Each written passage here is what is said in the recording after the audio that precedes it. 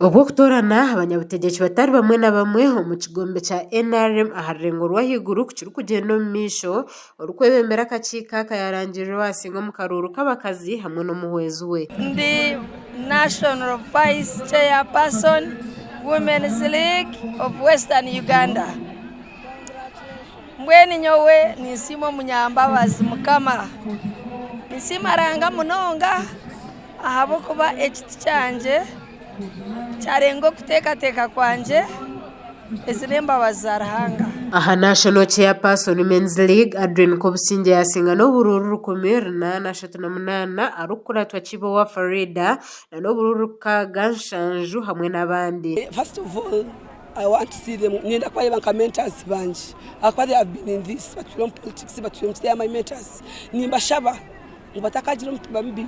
I'm very ready kujangu ikintu kinda kutandika nacho.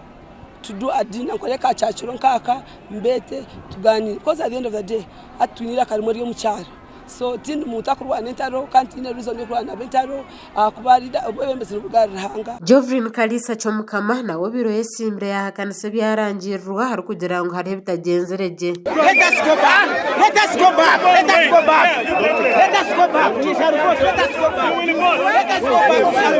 Ekikije aho bwanyuma y'akaciko niko kamweho kwemereza karura kabashubuzi bwanyuma yabamwe ahabetsimbireho kwetombitiro muringo ugu campaigns twazibwemu.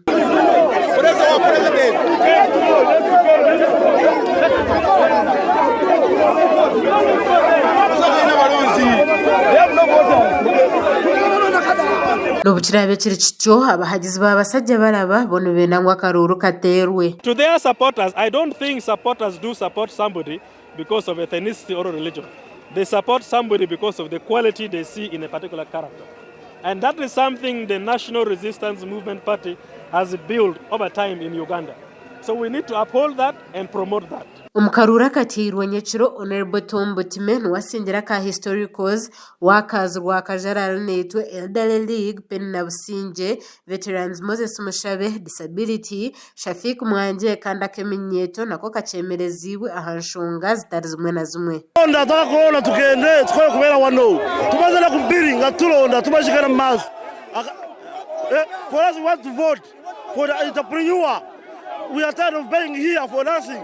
We are tired. We have to vote now. Okuruganya mwabajo nturinda koma tubaka komere kandi baba tuweserampa turiyo mukubona bona 27 bakome kandi nitotina tutuna MP witu Sabani juu sabani kile kagadi hara tukome tumane kukoma mtahe nyamba polisi wakagadi district kawaga mosi. My dear friends, we are women. We have been here for 2 days. Why don't you want our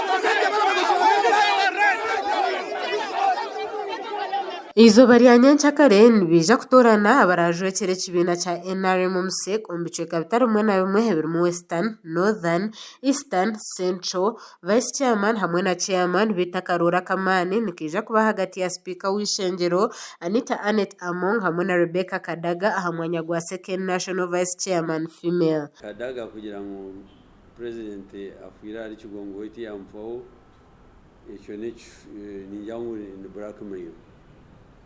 Nashi nanda yarga muramu abukuba president akabaha chance ngo bagambe bombi wenka chairman bona nabi so kuba kubura kwikirizana intimanyisa ngutwaza kubaterera karuru so nabo iki president we umurimo gwo gukoziri yagambira abakigongo bakikizana bari yabargamo abesimbira president kuba batiro mwishazi barugamo. Gasha Corona Dingabirano aha wa Tayari West.